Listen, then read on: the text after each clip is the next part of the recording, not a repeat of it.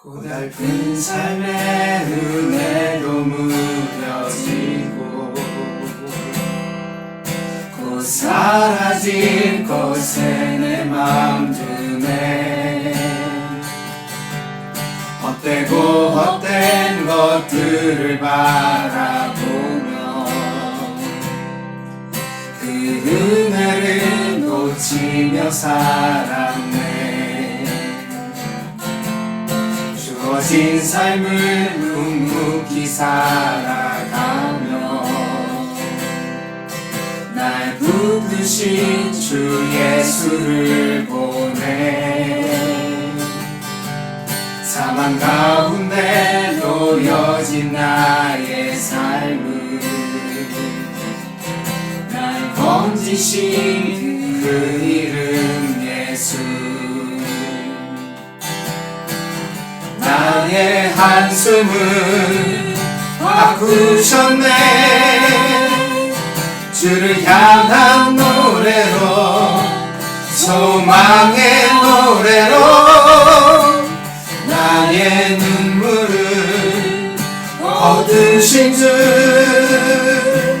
예수 이름 안에 살게 하소서.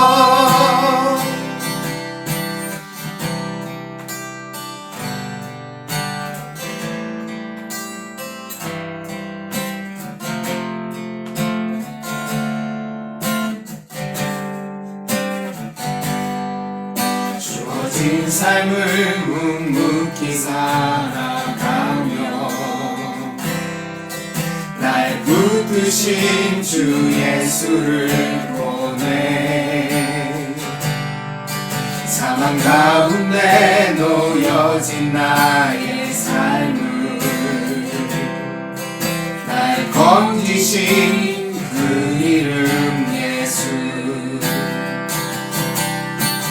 나의 한숨을 바꾸셨네. 주를 향한 노래로, 소망의 노래로 나의 눈물을 거두신 주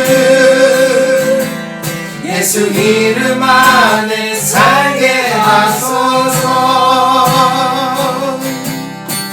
나의 한숨을 바꾸셨네. 주를 향한 노래로, 소망의 노래로 나의 눈물을 거두신 주 예수 이름 안에 살게 하소서.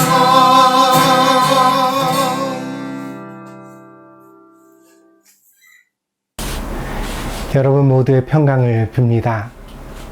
오늘 이 예배를 통하여 흔들리던 마음이 견고해지고 두려움과 슬픔이 있던 마음이 주님을 향한 확신과 믿음으로 변화되어지는 그런 뜻깊은 예배 시간이 되어지기를 축복드립니다. 여러분, 여러분의 슬픔과 걱정은 주님 앞에 맡기십시오. 주님께서 그 모든 것들을 담당해 주시고 여러분들에게 반드시 평강과 은혜를 더하여 주실 것입니다. 오늘 예배를 통하여 여러분의 영혼이 꽃처럼 환하게 피어나기를 바랍니다.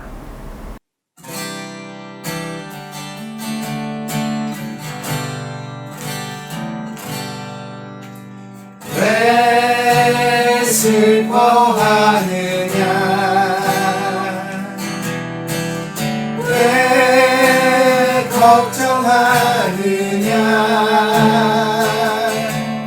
무엇 두려워하느냐,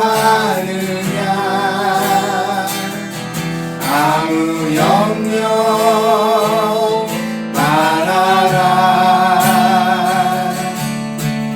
큰 어려움에도 큰 아픔이 있어도 이젠 아무 걱정하지 마.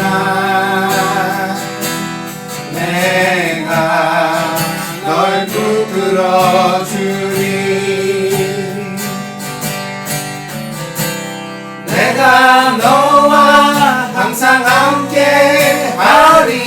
지키리라 내가 너를 지키리라 실망치 말고 나를 보아라 나는 너의 하나님이라.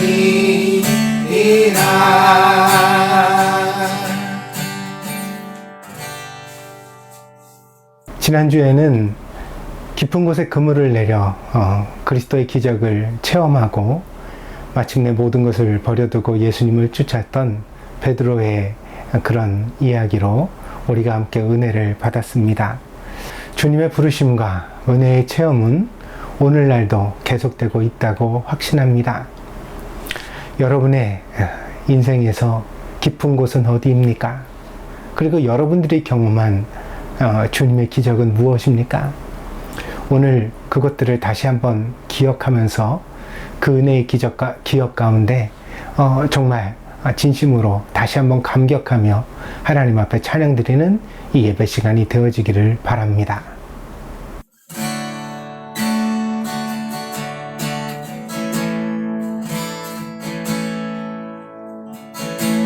주께 가오니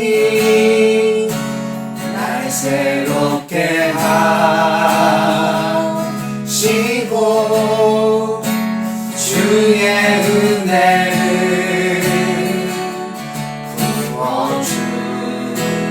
부어주소서.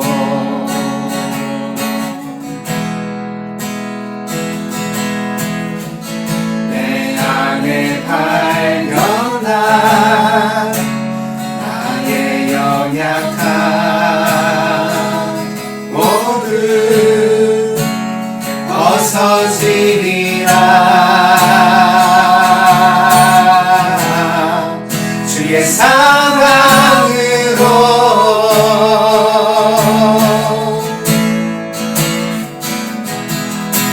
주 사랑 나를 붙드시고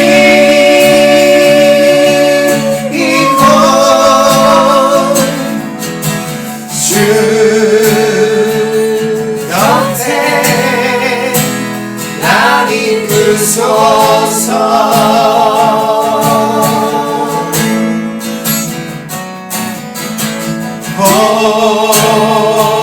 복술이 날개쳐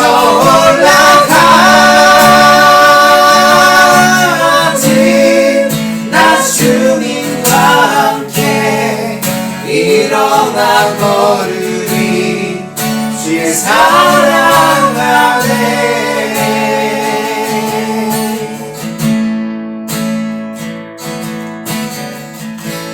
나의 눈 열어 주를 보게 하시고 주의 사랑을 알게 하소서.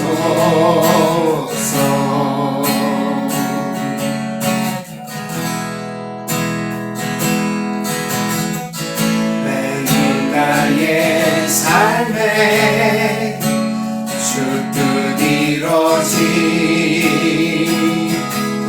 이루어지도록 새롭게 하소서. 주의 사랑으로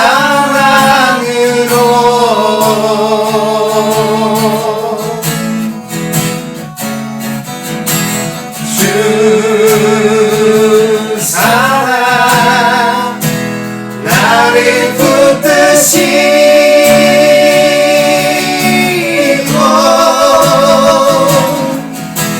주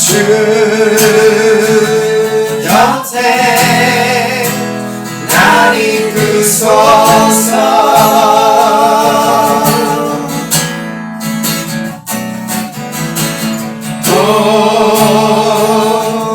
독수리 날개쳐 올라가지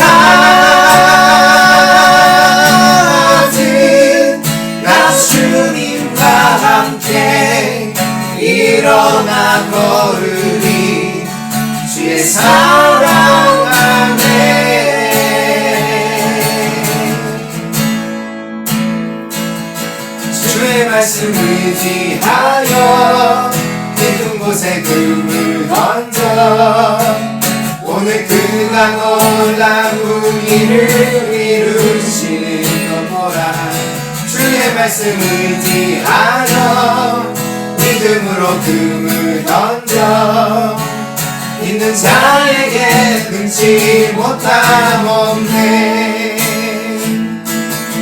전능하신 나의 주 하나님은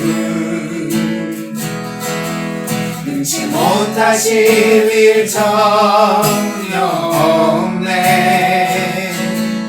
우리의 모든 간구도 우리의 모든 생각도 우리의 모든 꿈과 모든 소망도 신실하신 나의 주 하나님은 우리의 모든 괴로움 바꿀 수 있네.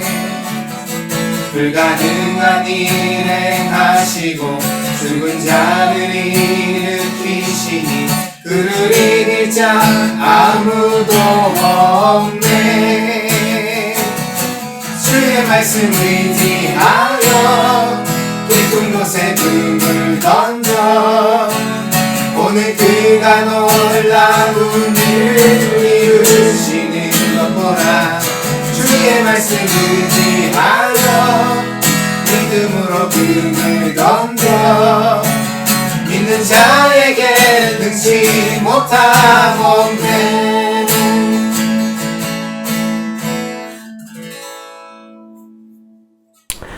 우리 은혜의 근원이시며 영혼의 생명이 되시는 예수님, 우리의 마음과 사랑을 다해 이 시간에 주님 앞에 찬양합니다. 참된 예배가 희귀하고 은혜가 메마른 이 시대에도 주님이 주시는 은혜의 단비를 우리 가슴 속에 내려주셔서 우리의 예배가 형식으로 드리는 가인의 예배가 되지 않고 살아있는 믿음과 특별한 사랑으로 주님 앞에 드리는 아벨의 예배가 될 수 있도록 주님께서 저희를 만져주시기를 구합니다. 예배는 우리의 생명입니다. 예배는 우리 영혼을 살게 하고 주님께 다가가게 합니다. 예배는 멀어진 마음들을 하나로 모으고 누추해진 우리의 인격을 주의 보혈로 씻어 정결하게 합니다. 주님, 이 시간에 우리가 드리는 이 예배가 부흥을 경험하고 살아계신 주님을 만날 수 있도록 주의 성령으로 이끌어 주시옵소서. 진리의 말씀을 받기 위하여 우리 마음에서 근심과 염려의 가시덤불을 걷어내 주시고 미움과 시기의 자갈돌을 버리게 하여 주시고 욕망에 취해 살아가던 우리의 벌거벗은 모습을 보게 하시며 정결하게 하시는 주의 강물로 씻어 예배에 합당한 신앙인의 모습이 될 수 있도록 우리에게 주의 은혜를 덧입혀 주시옵소서. 바다의 소금물은 마셔도 목말라 죽음과 같이 우리가 욕심을 따를수록 우리 자신이 더 비참해질 뿐임을 깨닫게 하옵소서. 그리하여 주의 제자들이 모든 것을 버려두고 주님을 따랐던 것처럼 우리도 우리의 욕심과 미움과 근심을 다 버리고 주님을 따르는 이 시간이 되게 하여 주시옵소서. 한 사람의 예배자가 온 세상을 바꿀 수 있음을 믿게 하시고 빛처럼 소금처럼 살아가게 하시옵소서. 함께 하시는 임마누엘의 주님을 믿사오며 예수 그리스도의 이름으로 간절히 기도하였습니다. 아멘.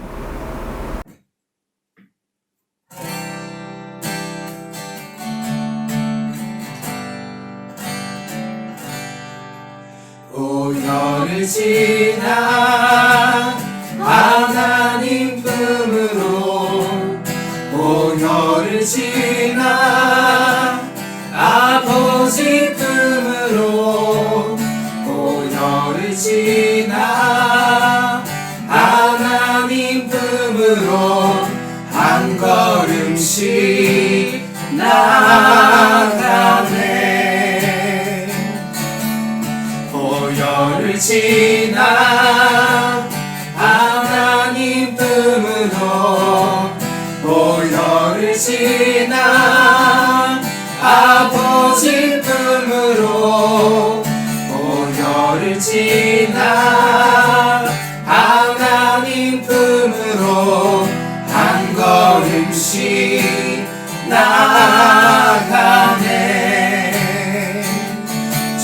존귀한 주 보혈이 내 영을 새롭게 하시네. 존귀한 주 보혈이 내 영을 새롭게 하네.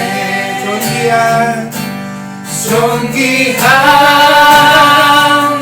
주 보혈이 내 영을 새롭게 하시네.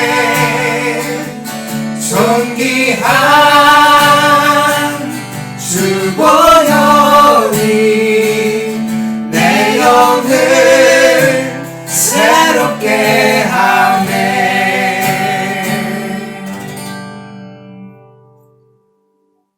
오늘 교독문은 23번 시편 43편입니다. 하나님이여 나를 판단하시되 경건하지 아니한 나라에 대하여 내 송사를 변호하시며 간사하고 불의한 자에게서 나를 건지소서. 주는 나의 힘이 되신 하나님이시거늘 어찌하여 나를 버리셨나이까. 내가 어찌하여 원수의 억압으로 말미암아 슬프게 다니나이까.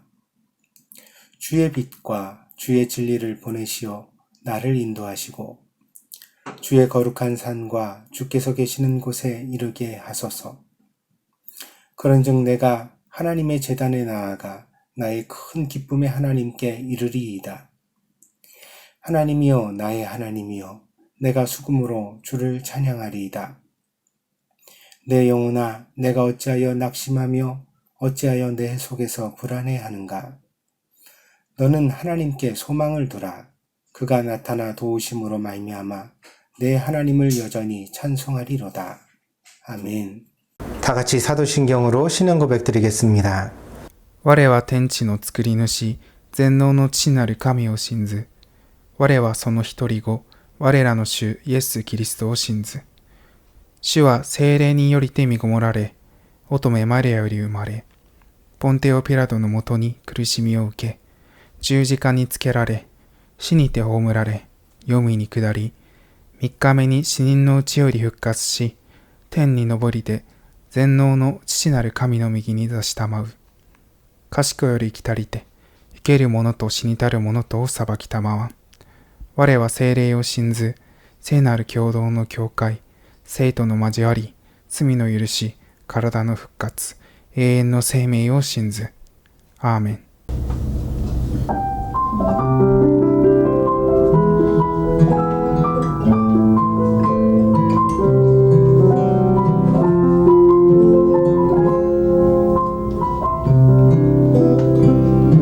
아버지 당신의 마음이 있는 곳에 나의 마음이 있기를 원해요. 아버지 당신의 눈물이 고인 곳에 나의 눈물이 고이길 원해요.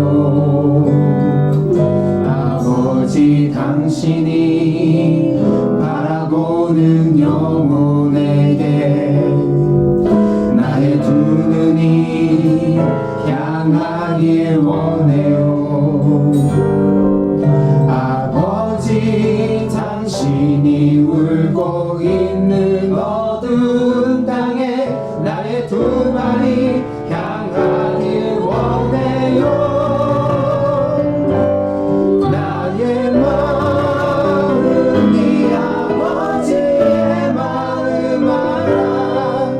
내 모든 뜻 아버지의 뜻이 될 수 있기를. 나의 온몸이 아버지의 마음 알아. 내 모든 삶 당신의 삶 되기를.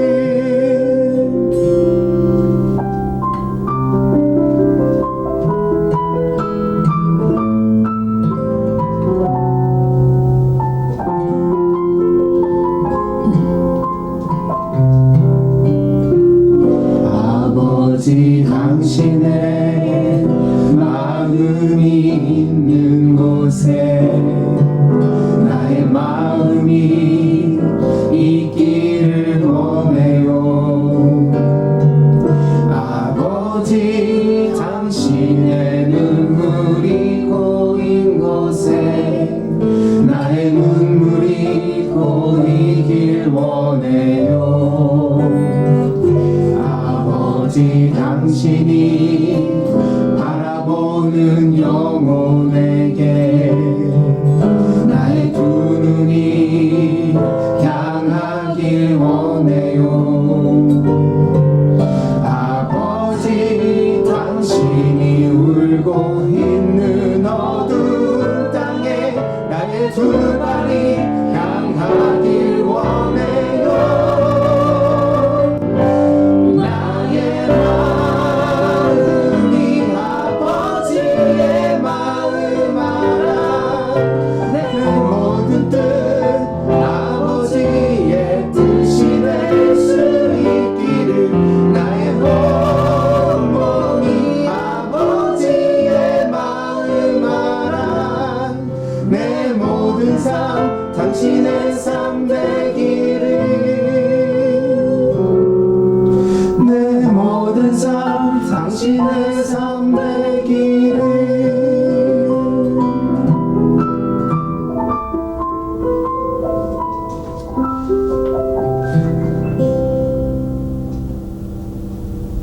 사랑의 주 하나님 아버지 감사합니다. 코로나로 인하여 본격으로 드리는 예배이지만 저희들의 마음과 정성을 모아서 신령과 진정으로 드리는 예배가 되게 하여 주시옵소서. 1년이 넘는 시간 동안 외형적으로 정상적인 예배를 드리지 못하는 상황입니다.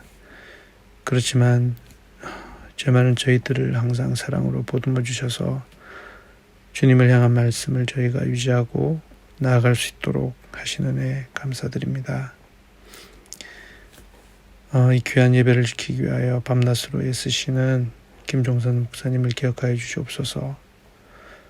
목사님의 영육간의 강건함을 허락하여 주시길 간절히 원합나이다. 그리고 이 시간 주님이 귀한 말씀을 전하실 때에 저희가 기뻐하며 아멘으로 응답하게 하여 주시옵소서.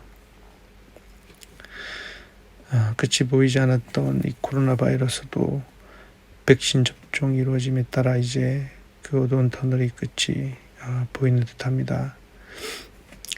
대한민국과 그리고 저희가 살고 있는 이 땅, 일본 그리고 전 세계가 하루빨리 집단 면역이 이루어짐으로 인하여 모든 상황에서 정상화가 이루어질 수 있도록 주님 도와주시옵소서. 그리고 한국에서 투병 중에 계신 이명희 권사님, 최정인 집사님의 치유를 위하여 기도드립니다. 체력적인 부분이 잘 유지되게 하여 주셔서 힘든 치료를 받으실 때 버틸 수 있고 힘들지 않게 하여 주시고 필요한 때에 필요한 치료가 잘 이루어질 수 있도록 모든 상황을 인도하여 주시옵소서.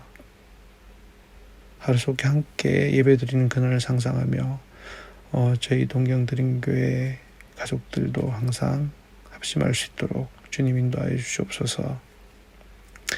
이제 예배가 시작되는 시간입니다. 이 시간 저희들이 집중하여 잘 이해해서 그 말씀들을 생활 속에서 실천하는 자가 되게 하여 주시옵소서. 감사드리며 예수님의 이름으로 기도드렸습니다. 아멘. 오늘 우리에게 주신 하나님의 말씀은 사무엘상 18장 25절에서 30절입니다. 봉독하겠습니다.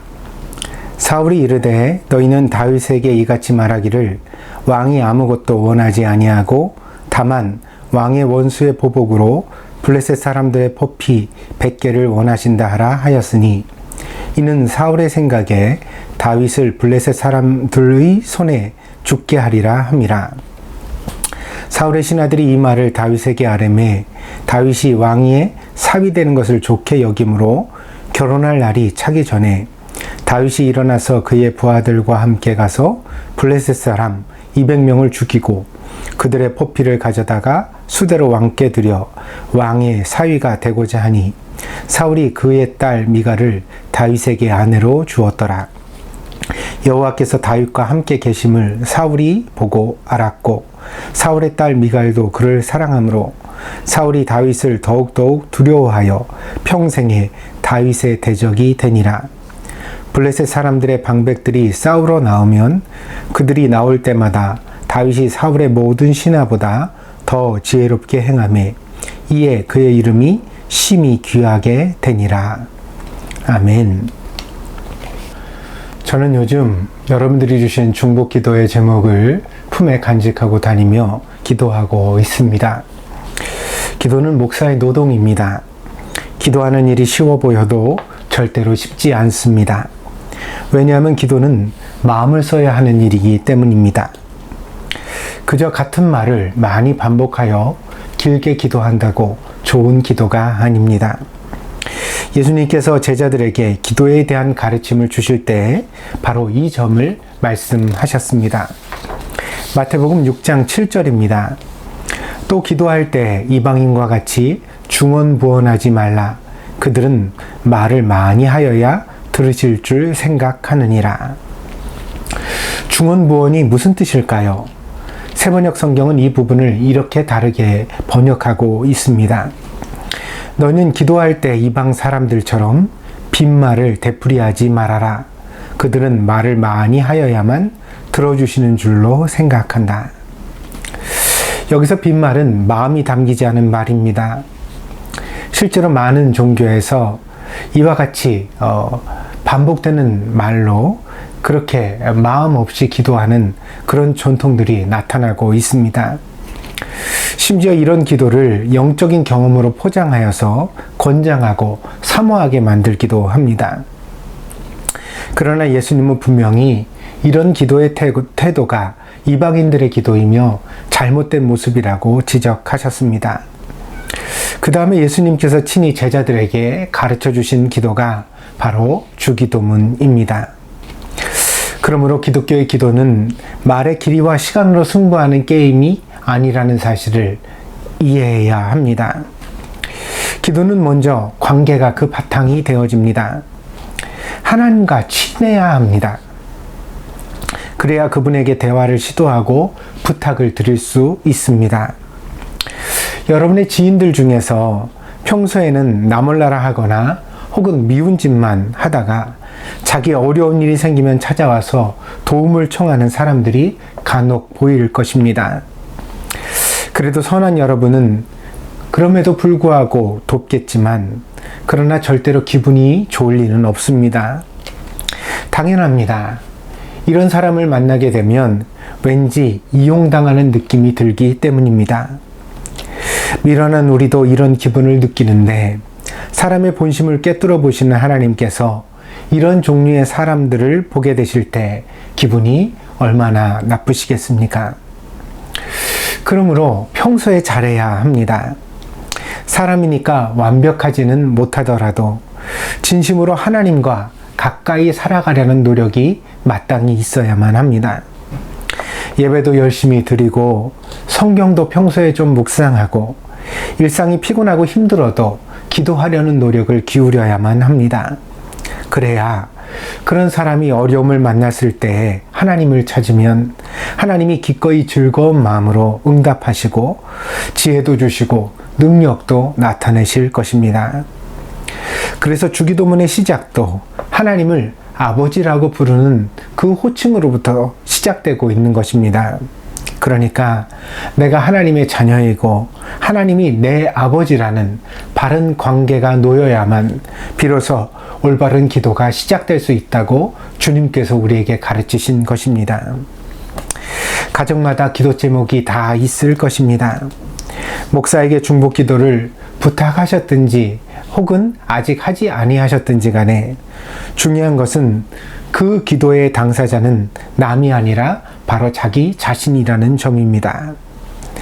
남에게 부탁만 하고 스스로 기도하지 않으면 그것이야말로 아무 소용이 없는 헛수고가 될지도 모릅니다. 그러므로 다시 말씀을 드리거니와 여러분의 한숨과 근심을 기도로 바꾸시는 여러분이 되시기를 축복드립니다. 그리스도인은 기도해야 삽니다. 기도를 하는 삶과 기도를 하지 않는 삶은 반드시 다릅니다. 그러니 하루에 30분만이라도 좋습니다. 여러분의 일상에서 특별한 시간을 꼭 구별하시기를 바랍니다. 그 30분을 잘 지키는 것이 대리석으로 예배당을 지어 하나님 앞에 드리는 것보다 더 소중한 일입니다. 하나님께서 가장 기뻐하시는 것은 여러분의 연보가 아니라 바로 여러분의 헌신인 것입니다. 마음을 들여 하나님을 사랑하십시오. 진심으로 그분의 말씀에 귀를 기울이고 주님께 여러분의 기도를 아뢰십시오. 당장 기적이 일어나지 않아도 좋습니다. 그런 삶을 한 달, 1년, 10년을 살면 분명히 여러분의 삶은 그분의 임재로 가득 차고 은혜를 경험하게 될 것입니다. 전능하신 하나님께서 여러분의 아버지가 되시고 그래서 더 이상 미움도 두려움도 절망도 여러분의 마음을 침범할 수 없는 그런 사람이 되게 될 것입니다. 그러면 이미 그 마음이 천국이고 여러분은 천국의 시민이 되어 이 세상을 살아갈 수 있게 되는 것입니다. 오늘의 본문은 다윗과 사울의 대비를 우리에게 보여주고 있습니다. 참으로 신기합니다. 사울은 끊임없이 다윗을 이기려고 하였지만 다윗은 전혀 사울을 이기려고 하지 않습니다. 사울의 마음에 다윗을 향한 시샘이 시작된 것은 골리앗을 이기고 돌아올 때 들었던 여자들의 노래가 그 원인이 되었습니다. 18장 7절 8절입니다. 여인들이 뛰놀며 노래하여 이르되 사울이 죽인 자는 천천히요 다윗은 만만히로다 한지라. 사울이 그 말에 불쾌하여 심히 노하여 이르되 다윗에게는 만만을 돌리고 내게는 천천만 돌리니 그가 더 얻을 것이 나라 말고 무엇이냐 하고. 성경을 읽어보면 읽어볼수록 사람에게는 말이 참 중요합니다. 사울이 화가 나서 내뱉은 이 말이 그의 인생의 복선이 되고 있습니다. 사울은 아마도 그렇게 될 리가 없다고 생각했을 것입니다. 다윗은 고작 소년이고 자신은 이미 이스라엘의 강력한 왕이었기 때문입니다. 사울은 이때부터 다윗을 미워하고 제거하려고 노력하게 됩니다. 그러나 왕이라고 다 맘대로 된다면 왕이 하나님 노릇도 하지 않겠습니까? 아무리 훌륭하고 뛰어난 사람도 사람은 사람일 뿐입니다. 우리는 이 사실을 늘 마음에 간직하고 우리 겸손의 바탕으로 삼아야 하겠습니다. 사람은 완벽하지 않습니다. 사람은 누구나 다 실수를 합니다. 사람은 다 부족함이 있고 사람은 누구나 다 약한 부분이 있기 마련입니다. 그래서 사람은 하나님 앞에 자비를 구해야 하고 다른 사람들에게 도움을 구하고 또한 도움을 줄 알아야 합니다. 이것이 건강한 인격에 있어 그 기본이고 바탕이 되는 것입니다. 만약에 사울이 진심을 다해 다윗을 대했다면 다윗의 모든 장점과 재능은 사울을 돕는 큰 도움이 되었을 것입니다. 그러면 사울의 나라는 훨씬 강건하게 번성했을 것입니다. 어쩌면 사울 왕의 왕권도 다윗을 통해 오히려 더 굳건해졌을지 모릅니다. 그러나 사울은 다윗을 적으로 만들어서 자신의 몰락을 재촉해 갔습니다. 이것은 우리도 꼭 교훈으로 삼아야 할 일입니다. 인생의 몰락은 대부분 남이 가져다주는 불행이 아니라 바로 우리 자신이 스스로 만들어내는 것입니다. 조금만 더 참았다면, 한 번만 더 깊이 생각했다면, 내가 그때 조금만 더 겸손했다면 피할 수 있었던 불행이 우리의 인생을 삼켜버리는 경우가 얼마나 많이 있는지 모릅니다. 특별히 어려운 때일수록 입술을 삼가하는 여러분이 되시기를 바랍니다. 곁에서 아무도 듣지 않아도 하나님께서 우리의 모든 목소리를 들으시기 때문입니다. 그러므로 사람은 그 입술의 열매를 먹게 된다는 것을 항상 명심해야 하겠습니다. 잠언서 12장 14절입니다. 사람은 입의 열매로 말미암아 복록에 족하며 그 손이 행하는 대로 자기가 받느니라. 사울은 골리앗을 물리친 공로를 인정하여 다윗을 사위로 삼았습니다. 본래는 첫 딸인 메랍을 다윗에게 시집 보내겠다고 약속을 했었는데 시일이 다가오자 그만 일방적으로 마음을 바꾸고 말았습니다. 그래서 이 메랍이라는 첫 딸을 다른 사람에게 시집 보냅니다. 사울 왕의 독선적인 태도와 사람을 대하는 일방적인 그런 모습이 잘 드러나고 있습니다. 그러나 결국 다윗은 사울의 사위가 되게 됩니다. 왜냐하면 공주 미갈이 다윗을 짝사랑한다는 말이 사람들에게 알려지게 되었기 때문입니다. 여기 다윗의 인품이 잘 드러나고 있습니다. 보통 사람들은 미움을 느끼면 자기도 모르게 방어적이며 공격적인 자세를 취하게 됩니다. 이것은 거의 본능에 가까운 것입니다. 그렇다면 사울 왕이 계속해서 다윗을 죽이려고 한다는 것을 다윗이 경험했을 터인데 다윗도 그 마음에 미움이 일어나고 분노가 쌓이지 않았겠습니까? 그러나 다윗은 그렇게 반응하지 않았습니다. 오히려 더 충성을 사울 왕에게 바쳤습니다. 그 일면이 오늘 본문에서 잘 드러나고 있습니다. 사울 왕은 일부러 가난한 다윗을 자극했습니다.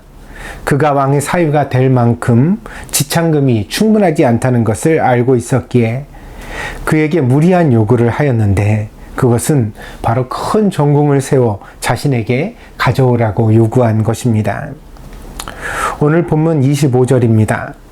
사울이 이르되 너희는 다윗에게 이같이 말하기를 왕이 아무것도 원하지 아니하고 다만 왕의 원수의 보복으로 블레셋 사람들의 포피 100개를 원하신다라 하였으니 이는 사울의 생각에 다윗을 블레셋 사람들의 손에 죽게 하리라 함이라. 이쯤에서 블레셋에 대한 설명을 여러분들에게 좀 드리고자 합니다. 블레셋은 성경에서 창세기부터 등장하는 민족입니다. 아브라함이 아비멜렉과 화친의 언약을 맺게 되면서 이 부엘세바라는 장소가 등장합니다. 이 부엘세바는 언약의 우물이란 뜻인데 여기서 말하는 이 언약이 바로 아비멜렉과 아브라함 사이에 맺어졌던 언약입니다. 그런데 이때 아브라함이 블레셋 사람의 땅에 머물렀다는 성경의 기록이 나오고 있습니다. 창세기 21장 32절 34절입니다.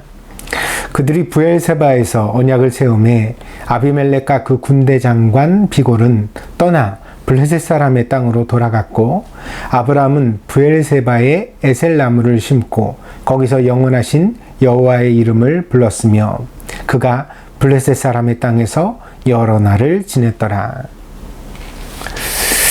이후에 이스라엘과 마찰을 빚는 원수로 이 블레셋 민족이 다시 등장하게 됩니다. 그것이 이제 사사시대의 삼손의 이야기입니다. 삼손이 최후에 무너뜨렸던 신전은 바로 블레셋의 신 다곤의 신전이었습니다. 이 민족은 본래 지중해를 건너 이스라엘 해안가에 와서 정착했다고 합니다. 그래서 여러분 가자지구라는 이야기를 요즘 이스라엘 이야기에서 자주 들으실 텐데 이 가자가 바로 블레셋의 도읍이었습니다. 블레셋에는 5민족 연합체였기 때문에 5개의 큰 도시가 있었거든요. 그런데 그 중에 하나가 바로 이 가자입니다. 이 블레셋 사람들은 인도 유럽 계열의 민족입니다. 그래서 이제 그리스인과 같은 계열의 민족으로 보고 있습니다. 때문에 히브리인과 생김새도 완연히 달랐고 그 문화와 역사도 완전히 다른 사람들이었습니다. 이들의 기원을 추측하는 것은 신명기를 통해서 우리가 볼 수 있습니다. 신명기 2장 23절입니다. 또 갑돌에서 나온 갑돌 사람이 가사까지 각 촌에 거주하는 아위 사람을 멸하고 그들을 대신하여 거기에 거주하였더라. 여기서 갑돌 사람이 바로 에게에 있는 큰 섬 크레타 섬의 사람들이라고 합니다. 크레타 섬에서는 기원전 2000년경부터 이미 나라가 세워져서 문명이 번성하였고, 그러다가 기원전 1400년경에 그리스 본토에서 온 사람들의 침략으로 그 나라가 몰락하게 되어집니다. 이때 일단의 사람들이 바다를 건너와서 이 이스라엘의 해안가에 정착하게 되어졌습니다.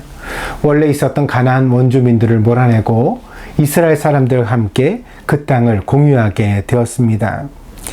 이들을 가리켜 필리스틴이라고 하였는데, 이 말을 번역한 것이 바로 오늘 우리가 알고 있는 블레셋이라는 이름의 기원입니다. 그래서 이 말이 오늘날 팔레스타인이라는 말의 어원이 되어집니다. 그래서 요즘 이제 이스라엘 팔레스타인 문제 이렇게 말할 때 이 팔레스타인이 바로 블레셋이라는 이름에서 온 말입니다. 그렇다면 오늘날 이스라엘에 사는 팔레스타인 사람들은 바로 이 블레셋 사람들을 조상으로 두고 있는 것일까요? 그것은 아닙니다. 로마가 이스라엘을 정복하던 시절에 유대인들은 쉬지 않고 독립운동을 했습니다. 유대인들의 독립운동은 로마의 황제에게는 대단히 성가시고 불쾌한 일이었습니다. 결국 AD 70년경에 로마의 황제는 장군 티투스를 보내어 예루살렘을 완전히 토벌하고 그곳에 살고 있던 유대인들을 멀리 쫓아내게 됩니다. 그 결과 히브리인들은 나라가 없어지고 전 세계로 흩어져 살아가는 불쌍한 신세가 되고 말았습니다. 이때 이제 유대인들이 계속해서 모여서 살아가는 그런 여러 디아스포라가 생겨나게 되었습니다. 이후에 로마의 황제 하드리아는 그 땅의 이름을 팔레스티나로 명명합니다. 유대인에게 천적이었던 블레셋 사람들의 이름을 따서 그 땅의 이름을 새로 붙인 것입니다. 더군다나 이 블레셋 사람들이 바로 로마와 같은 헬라인의 혈통을 가지고 있었으니까 이제 그 땅에서 유대인의 이름을 지우고 헬라의 이름을 붙여 주었던 것입니다. 이후로 1000년 동안 유대인은 나라가 없는 신세가 되었고 그 땅은 팔레스타인이 되었습니다. 물론 그 땅에 이주해 살아온 사람들은 아랍 사람들입니다. 말하자면 이주한 아랍인들이 새로운 블레셋을 이루었던 것입니다. 그러다가 2차 세계대전이 끝나고 시오니즘에 의하여 이스라엘의 독립이 추진됩니다. 당시에 이 팔레스타인을 점령하고 관할했던 나라는 영국이었습니다. 그런데 영국이 독일을 몰아내는 과정에서 누구와도 손을 잡는 전략을 사용했습니다. 그래서 아랍인들에게는 전쟁이 끝날 때까지 자신들을 도와서 독일과 전쟁을 해주면 그대 땅에서 독립을 시켜주겠다고 그렇게 약속을 했고, 또 유태인들에게도 많은 군자금을 받으면서 이 전쟁만 끝나면 나라를 세울 수 있도록 도와주겠다고 그렇게 약속을 했습니다. 마침내 2차 세계대전이 끝나고 이 영국의 약속은 결국 중동의 불씨가 되고 맙니다. 처음에는 유태인들도 기금을 모아서 팔레스타인 사람들의 땅을 사들였다고 합니다. 이렇게 돈을 주고 사들인 땅이 전체 국토의 5% 정도 되었다고 합니다. 그런데 영국의 이중 약속이 빌미가 되어서 유태인들의 독립이 추진되게 되면서 이 문제에 유엔이 개입되었습니다. 그리고 유엔이 일방적으로 중재안을 내놓았습니다. 그것은 팔레스타인과 유태인에게 국토를 분할하였는데 40대 60으로 분배한 것입니다. 당시 팔레스타인 사람은 80만 명이었고 유태인들은 50만 명이었습니다. 그리고 유태인들이 정식으로 소유한 땅은 고작 5%에 불과했습니다. 그런데 유엔이 일방적으로 국토를 4대 6으로 나누어서 그 60%를 유태인에게 주었던 것입니다. 이때부터 유태인과 팔레스타인 사람들은 원수가 되었습니다. 그리고 이후로 4차례에 걸친 중동 전쟁을 거치게 되어지는데 이 과정에서 이스라엘은 적과 호응했던 팔레스타인을 점점 탄압하게 되어집니다. 그래서 처음에는 40%를 받았지만 이것도 점점 더 사라져 갔습니다. 계속 팔레스타인 사람들의 땅은 이스라엘의 어떤 개발 도시로 변화되어졌고요. 그래서 점점 팔레스타인 사람들은 마치 수용소에 갇히는 것처럼 그렇게 좁은 땅으로 몰려 나가게 되었지요. 그래서 지금은 어느 정도냐면 전체 국토 20%만 팔레스타인이 차지하고 있고요. 그리고 80%는 이스라엘이 개발하여 가지고 있습니다. 여기에는 거짓 약속을 했던 영국의 원죄가 가장 크고, 그 다음으로는 일방적으로 이스라엘만 지지했던 미국의 영향력이 또 주요했습니다. 그래서 미국은 중동 전쟁에도 직접 뛰어들었었죠. 그래서 이때 이제 미국을 견제했던 러시아가 아랍을 지원해서 시리아나 이집트를 갖다가 도와서 이스라엘을 공격하는데 이제 물자를 가지게 되었고요. 그리고 미국은 또 이스라엘을 일방적으로 도왔습니다. 그래서 그 전쟁에서 미국의 무기를 가지고 이스라엘이 전쟁을 벌였던 것은 유명한 일입니다. 물론 우리는 기독교인으로 이스라엘이라는 나라와 유태인에 대하여 마음의 빛이 어느 정도 있는 것은 사실입니다. 그러나 그 빛이 정의를 왜곡할 정도로 일방적이어서는 안 된다고 생각합니다. 지금은 이스라엘이 절대로 약한 국가가 아니고 유태인이 탄압을 받는 불쌍한 사람들도 아니기 때문입니다. 오히려 지금 팔레스타인에서 벌어지고 있는 폭력과 살인은 한때 세계 곳곳에서 피해자가 되었던 유태인들이 오히려 가해자가 될 수 있다는 사실을 우리들에게 보여주고 있습니다. 그래서 인간의 실존이라는 것이 이런 것 같습니다. 그러니까 한때는 이 지구상에서 가장 가여운 민족이었잖아요. 그런데 그 사람들이 지금 또 다른 이제 피해자를 만들어내고 있는 가해자가 되고 있는 현실이 우리 자신을 되돌아보게 합니다. 그래서 새로운 블레셋, 이제 이 팔레스타인이 새로운 블레셋이죠. 이 팔레스타인은 오늘날까지 우리에게 해결하기 어려운 숙제가 되고 있는 것입니다. 저는 이 문제를 보면서 참 아이러니하다고 생각을 했습니다. 왜냐하면 오늘 본문만 볼 때는 말이에요. 오늘 본문에서 우리가 이제 사무엘상에서 이 블레셋을 다룰 때는 블레셋은 굉장히 강대한 나라입니다. 갑이지요. 이스라엘이 오히려 을입니다. 전쟁을 할 때마다 이 블레셋의 압도적인 군사력에 밀려서 되게 좀 힘을 쓰지 못하는 그런 나라가 숫자는 많지만 그러나 그렇게 일방적으로 당했던 나라가 이스라엘이었습니다. 그러나 역사 속에서 이 갑질을 하던 블레셋은 사라져 갔거든요. 그래서 그 민족 자체가 사라져서 자치도 없이 없어지고 말았습니다. 그리고 나서 이제 세월이 한참 흐른 다음에 이제는 이제 팔레스타인이라는 블레셋의 이름을 가지고서 아랍인들이 그 땅을 살아가고 있는데 여기서는 이제 이스라엘이 갑이고 팔레스타인 사람들이 을입니다. 그래서 일방적으로 당하지요. 뭐 군대도 없고 뭐 자치정부라고는 하지만 무기도 변변치 않고 뭐 이스라엘과는 말도 되지 않습니다. 그래가지고 뭐 정말 변변치 않은 무기를 몇 개 쏘고 나면 이스라엘에서는 미국제 전투기가 날아와서 폭격을 하는 그런 폭력을 당하고 있습니다.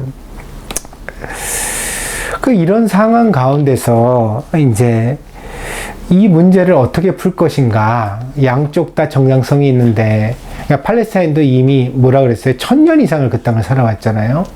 그리고 이제 이 이스라엘이 나라로 독립한 게 1947년입니다.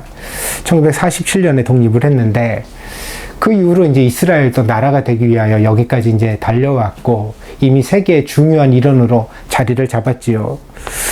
그렇다면 이제 양편이 어떻게 이제 함께 살아갈 수 있는 어떤 정의로운 해결책을 찾을 수 있겠는가? 이 문제는 절대로 단순하지 않습니다. 저는 개인적으로 이 문제가 유태인에 대한 하나님의 시험이라고 생각합니다. 그리고 유태인들은 이 문제에 대하여 하나님께서 만족하실 수 있을 만큼 정의로운 대답을 내놓을 수 있어야 할 것입니다. 그래야 유태인에게도 밝은 미래가 있겠지요.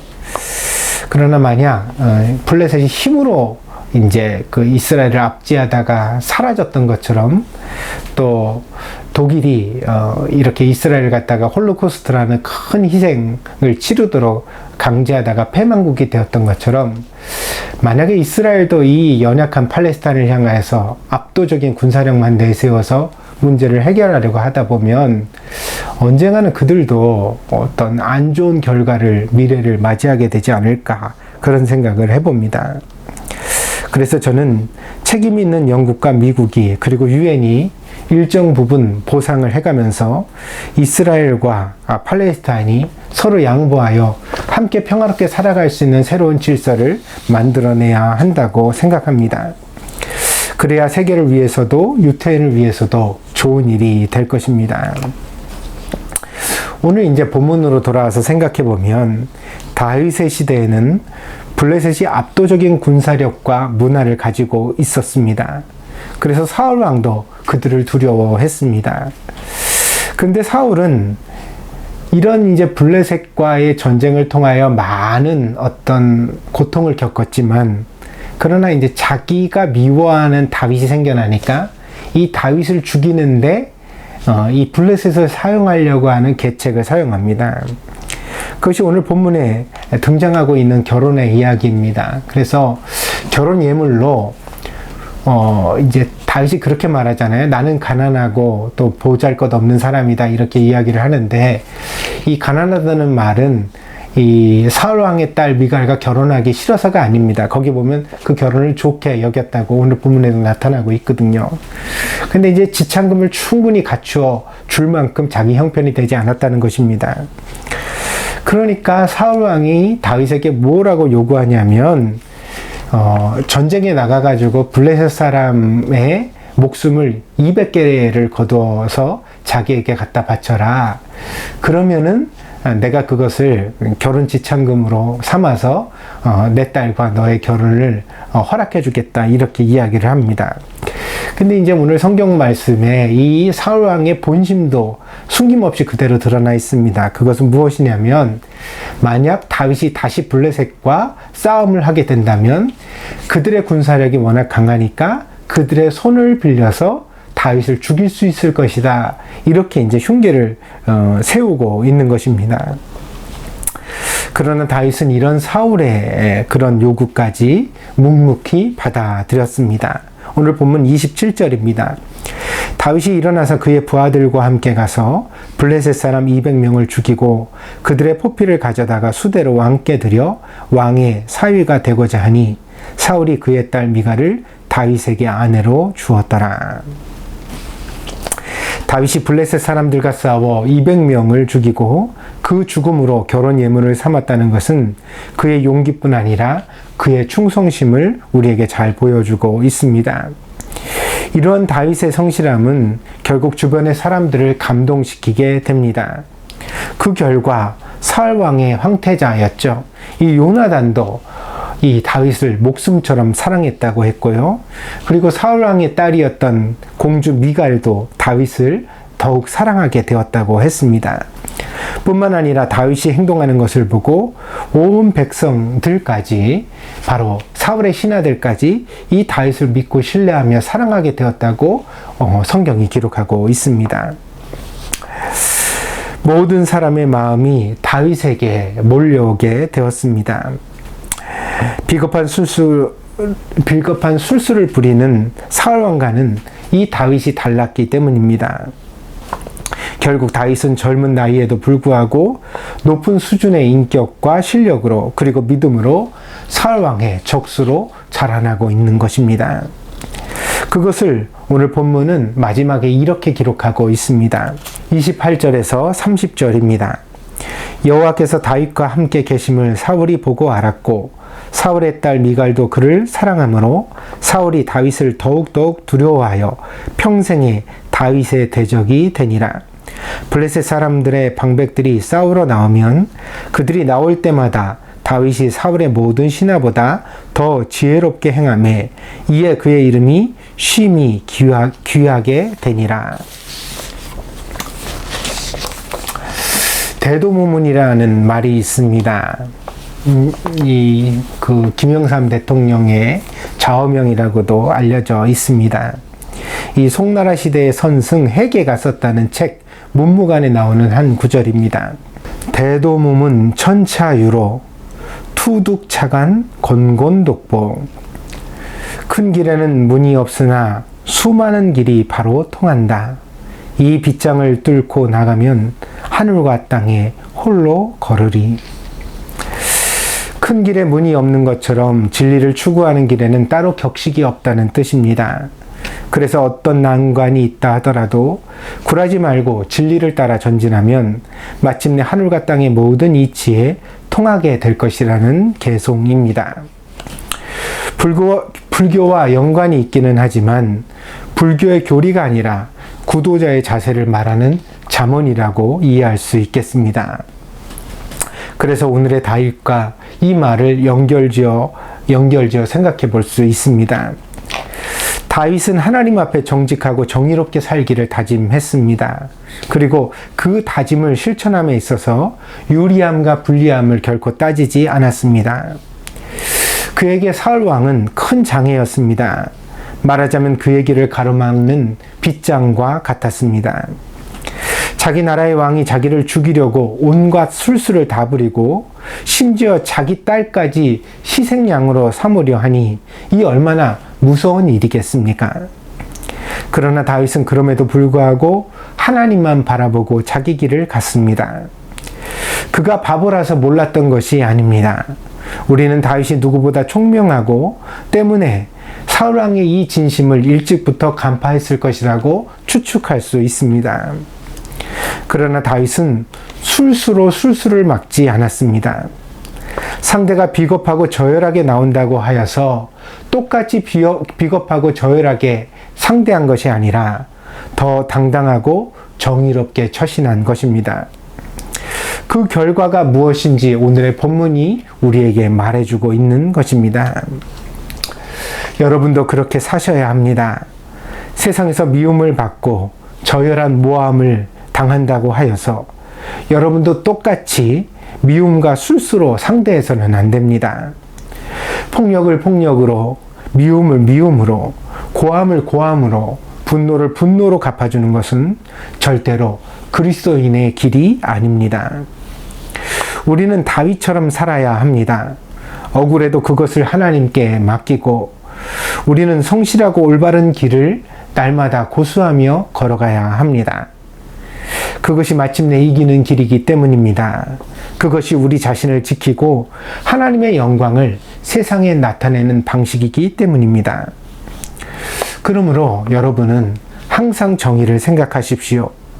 세상은 저열해도 여러분은 고급지게 살아가십시오. 그리스도인답게 행동하십시오. 그래야 여러분의 삶이 다윗과 같이 존귀해질 수 있기 때문입니다. 오늘 이 말씀을 정말 가슴에 깊이 간직해서 한 주 동안에도 여러분의 삶이 이 말씀을 통하여 정말 하나님의 말씀에서 벗어남이 없는 정정당당한 삶이 되기를 축복드립니다. 기도하겠습니다.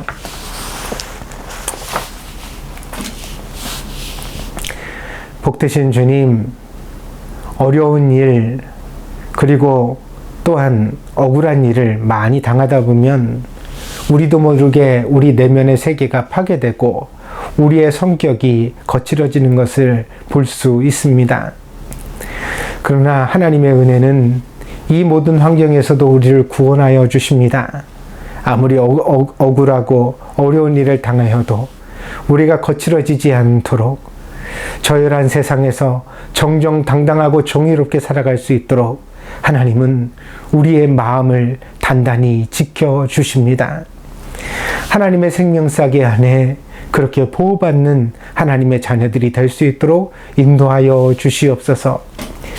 그리하여 우리가 세상을 살아갈 때 하나님의 말씀을 벗어나지 않게 하시고 하나님의 정의에 합당하게 살아가게 하여 주시고 항상 하나님의 자녀로서 그 자긍심을 잃지 않는 그런 하나님의 사람들이 될 수 있도록 하나님 저희들을 붙잡아 주시옵소서. 하나님 함께 하시기를 간절히 원하오며 모든 말씀 예수 그리스도의 이름으로 기도하였습니다. 아멘.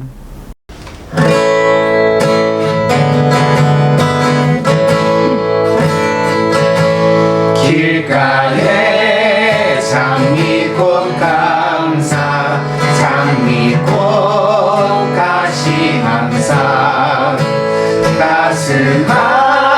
따스한 가정 희망 주신 것 감사 기쁨과 슬픔도 감사 하늘 평안을 감사 내일의 희망을 감사 영원토록 감사해.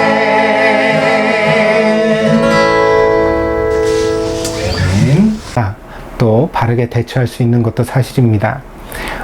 여러분들 가볍게 보시지 마시고 여러분들 이 일에 대하여서 경각심을 가지고 마지막까지 정말 잘 대처해 주시기를. 그래서 우리 동경드리기 모든 성도들 지금까지도 안전했는데 마지막까지도 안전하게 잘 이겨나갈 수 있도록 함께 해 주시기를 꼭 부탁을 드립니다. 투병 중인 교우들을 위하여 함께 기도해 주십시오. 이명희 권사님과 최동일 집사님을 위한 기도 여러분 잊지 말고 함께 해 주시기를 바랍니다. 우리 최동일 집사님은요, 이번 주에 소식을 전해 오셨는데 6월 21일에 16차 항암까지 무사히 마쳤고, 그리고 7월 2일에 이제 CT 촬영을 하게 되어지고, 또 17차 여건이 되어지면 17차 항암을 들어가게 된다고 합니다. 그리고 7월 5일에 이제 CT 찍은 결과로 그간의 치료한 결과가 어떤지 다시 한번 살피게 되어지는데, 꼭 좋은 결과가 있었으면 좋겠습니다. 지난번에 우리 단톡방에 나누었던 것처럼 우리 최 집사님 경과가 나쁘지 않고 참 좋다고 그랬는데, 이번에는 더 좋은 상황을 확인할 수 있도록 하나님께서 꼭 치유해 주시도록 온 성도들이 함께 기도해 주시기를 바랍니다. 두 분의 치료관과도 좀 비슷한 것 같습니다. 왜냐하면 이명희 권사님도 지난주에 CT 촬영을 하셨고, 요번 주에 이제 병원에 가서 그 결과를 보시게 됩니다. 이명희 권사님도 좋은 결과가 있도록 여러분들 함께 기도해 주시기를 부탁을 드립니다. 중보기도에 다 같이 참여합시다 그랬습니다. 어려운 때일수록 기도의 마음을 같이 해야 하겠습니다. 우리가 추구하는 교회는 바로 이런 진정성을 가지고 함께 기도하는 마음으로 하나 되는 교회입니다. 그래서 목사도 중보기도를 하고, 여러분도 여러분의 기도 제목을 가지고 날마다 하나님 앞에 간절하게 기도해서 우리 기도 생활의 촛불이 결코 꺼지지 않는 교회가 되어야 되겠습니다. 여러분들 함께 마음 모두 주시기를 간절히 부탁을 드립니다. 바쁜 일상이지만 기도하는 시간을 내는 것은 여러분에게 꼭 필요하고 유익한 일이니까 꼭 목사의 말에 함께 따라 주시기를 부탁을 드립니다. 동경드림교회를 위해서도 기도해 주십시오. 교회가 든든해야 교우들의 신앙과 삶도 든든할 수 있습니다. 또한 교회를 위하여 사역하는 목사를 위해서도 여러분 기도해 주시기를 바랍니다. 목사는 특별한 사람이 아니라 그저 평범한 한 사람입니다. 그런 점에서 여러분이 기도해 주시지 않으면 이 막중한 사명을 잘 감당할 수 없습니다. 제가 사람의 말을 하지 않고 하나님 말씀을 잘 대원하면서 교회를 사심없이 섬기고 봉사하는 그런 목사가 될 수 있도록 여러분들 위해서 함께 기도해 주시기를 부탁을 드립니다. 시편 묵상이 계속되고 있습니다. 여러분의 참여를 바랍니다. 질문과 의견도 받고 있습니다. 여러분의 생각이 모일수록 더 좋은 강해, 더 좋은 시간이 만들어질 수 있을 것입니다. 교회 유튜브 채널에도 동참 바랍니다. 예배 실시간 전송을 위하여 구독자를 모으고 있습니다. 주변에 힘이 닿는 데까지 알려주셔서 교회 구독자가 많이 늘어나서 이 유튜브 실시간 전송에 준비될 수 있도록 함께 협조해 주시기를 바랍니다. 다른 광고가 없으시면 2021년도 동경드림교회 주제 찬송입니다. 주님 마음 내게 주소서 함께 찬양드리고 축도로 예배를 폐하겠습니다.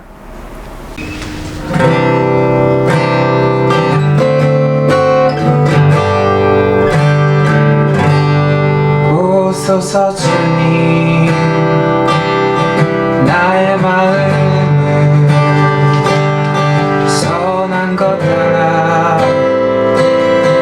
있습니다.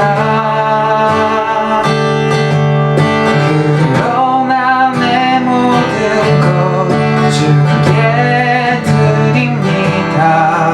사랑으로 안으시고 날 새롭게 하소서. 주님 마음 내게 주소서.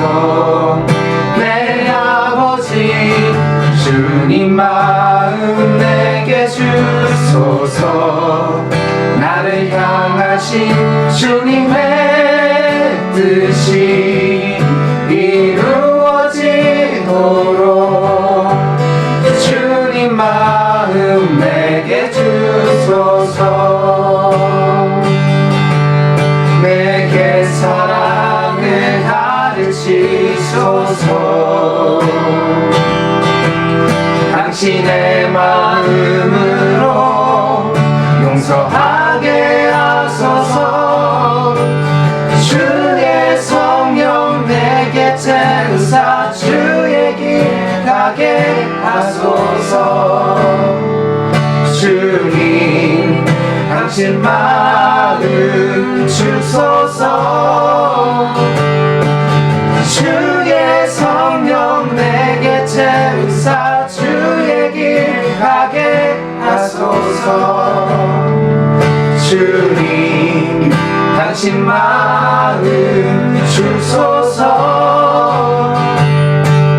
주님 마음 내게 주소서. 내 아버지 주님 마음 내게 주소서. 나를 향하신 주님의 뜻이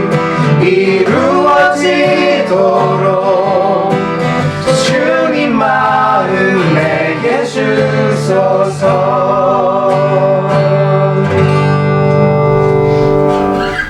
아멘. 두렵고 떨리는 일이 하도 많은 세상에서 주님만 의지하여 앞으로 나아갑니다. 연약한 우리들은 우리 자신도 사랑하는 가족도 내 아이들도 다 지켜줄 수 없습니다. 그러나 주님께서는 전능하신 그 손으로 암탉이 병아리를 날개 아래 모음과 같이 우리 모두를 지켜주실 수 있는 것을 믿습니다. 주님 구하오니 저희를 불쌍히 여기시고 그 능력의 손 가운데 저희를 보호하여 주시옵소서. 그리하여 날마다 은혜로 살게 하시고 감사하며 살게 하시고 주님을 찬양하는 하나님의 백성들이 될 수 있도록 저희들을 인도하여 주시옵소서. 사랑하는 주님, 동경드림께 모든 성도들에게 은혜를 주시옵소서. 마땅히 예수 그리스도의 마음을 품어 온유하고 겸손하게 하여 주시고 살아가는 날 동안 주님의 마음대로 합당한 열매를 맺어가는 인생 될 수 있도록 인도하여 주시옵소서. 부부들이 서로 존경하며 사랑하여 살아가게 하시고 자녀들을 주의 말씀으로 양육하게 하시며 직장에서 땀 흘려 수고한 것만큼 합당한 열매들을 거두게 하시며 머리끝부터 발끝까지 주의 은혜로 말미암아 강건하여 건강한 삶을 살아가게 하여 주옵소서. 관계의 축복을 주셔서 외롭지 않은 인생 되게 하여 주시고 마음의 평강을 주셔서 늘 두렵거나 떨리지 않고 담대한 마음으로 하나님을 찬양하게 하시옵소서. 주님, 무엇보다 믿음의 축복을 허락해 주셔서 흔들리는 일이 많은 이 세상 가운데서 흔들리지 않고 오직 그리스도의 십자가만 바라보며 앞으로 나아가는 신앙이 될 수 있도록 저희들을 인도하여 주시옵소서. 지금은 우리 주 예수 그리스도의 풍성하신 은혜와 아버지 하나님의 극진하신 사랑하심과 성령의 감화 감동 내재 충만하신 역사가 오늘 동경드림교회에서 마음과 뜻과 정성을 다하여 하나님 앞에 진정한 예배를 드리는 사랑하는 성도들의 머리 위에, 저들의 가정과 직장과 학업 위에, 저들의 모든 인생의 여정 위에 지금으로부터 영원히 함께 계실지어다. 아멘.